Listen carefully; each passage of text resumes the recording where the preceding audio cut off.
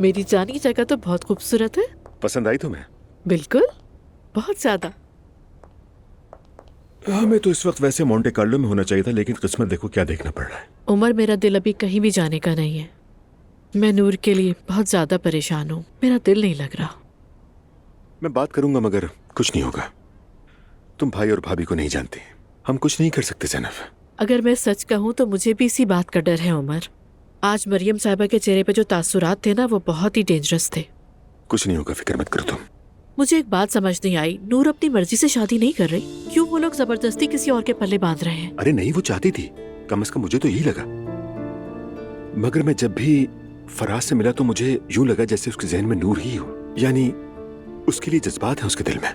हो सकता है कि नूर इसी वजह से कंफ्यूज हो गई हो। शायद। तुमने भाई को नहीं देखा शायद, उन्हें तो हार्ट अटैक होते होते रह गया।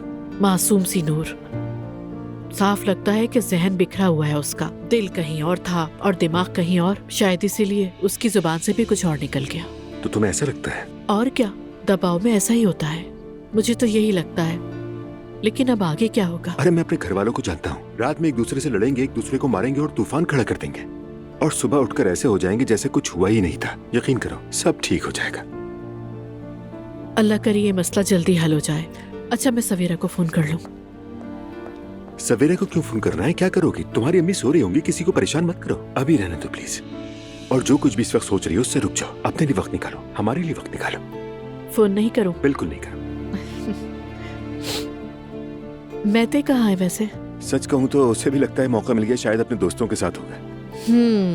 तो मतलब हम अकेले हैं? तुम, मैं और हमारा मेहमान।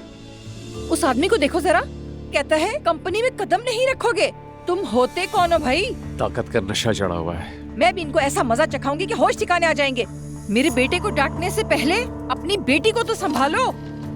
क्या वो लोग पहले भी मिलते रहे हैं? मुझे क्या पता, फराज है ये, अपनी बेटी के बारे में भी यकीन से नहीं कह सकती।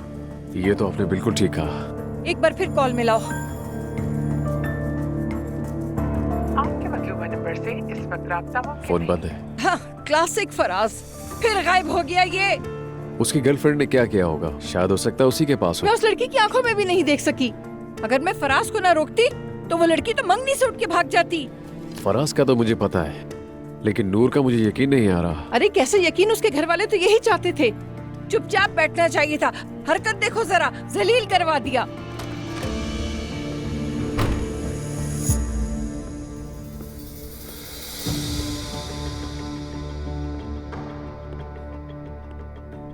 कहाँ थे तुम? आ गया हूं ना। फराज यार, क्या हुआ है? मत पूछे यार। कहाँ थे तुम, मुझे ये बताओ। अम्मी मुझ पर चीखना बंद करें। नूर के पास गया था। नूर के पास गए थे? देखा नुमान, और तुम कह रहे थे गर्लफ्रेंड के पास गया होगा। उसके साथ भी ज्यादती हुई क्या है। ज्यादती हो गई? तुमने तो उस लड़की को बर्बाद कर दिया। चीख क्यों रही है? क्योंकि तुम मुझे पागल कर रहे हो। अब तुम उस लड़की का दिल कैसे जीतोगे? बताओ मुझे कैसे? बात तो सही है।